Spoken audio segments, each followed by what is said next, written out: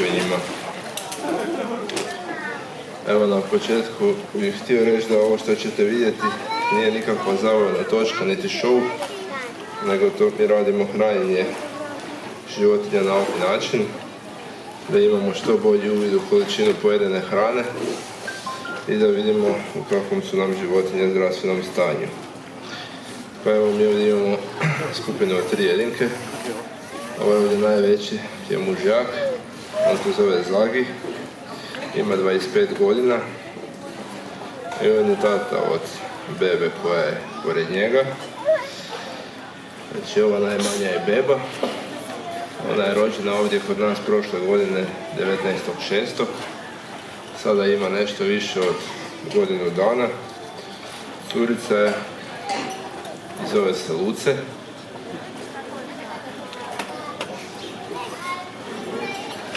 A ovo u vodi je ženka, ona se zove Edith, ima 14 godina i ona je mama od Luce.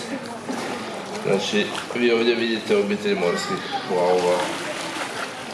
Evo kao što vidite, kod njih mužjaci su puno veći od ženki, mogu biti teški 390 kg i dugi 2,5 metra, dok su ženke manje, one su duge oko 2 metra i teške oko 110 kg. Puno ljudi ih mijenja sa tuljanima, međutim postoje razlike. Vidite kako ona sad stoji na prednjim perajama. Isto se može i kretati po kopnu na sve 4 peraje. To tuljani ne mogu. Tuljani se kreću više kao neki crv. I ako malo bolje pogledate vidjet ćete da oni imaju male uši koje tuljani nemaju.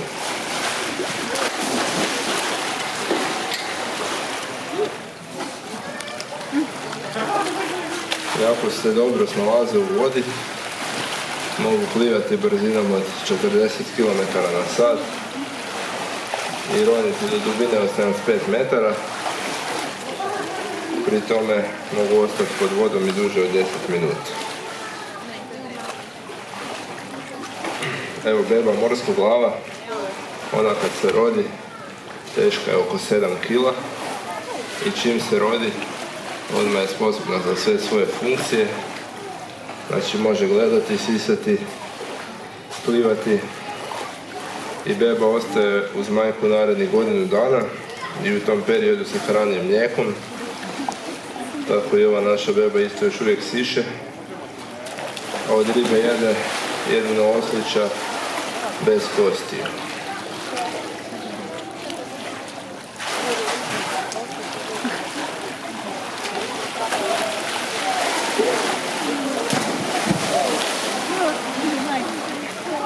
Odrasli morski lavovi se hrane ribom i glavonošcima, a mi u zoološkom ih hranimo papalinama i oslićom. Svaka jedinka pojede između 10 i 15 kg ribe.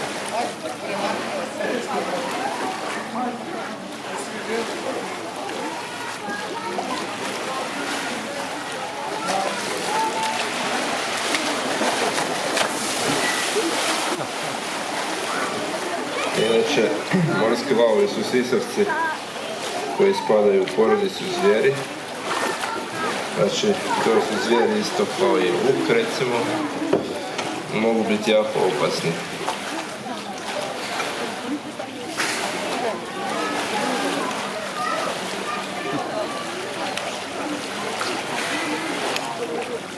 Njihovo prirodno stanište je u Kaliforniji i tamo na svu sreću nisu ugrožena vrsta, nego njihova populacija svake godine raste za otprilike 5% svake godine.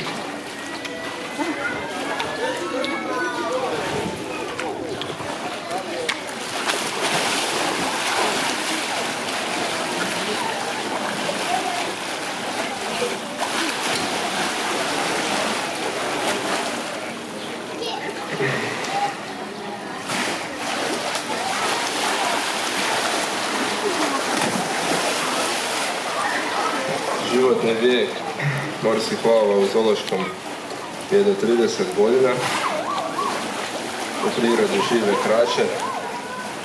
U prirodi mogu doživjeti nekih 17 godina. To je zato što su stari, više si ne mogu sami loviti hranu, a i mogu stradati od svojih prirodnih neprijatelja. To su morski psi, bijela psina i orke.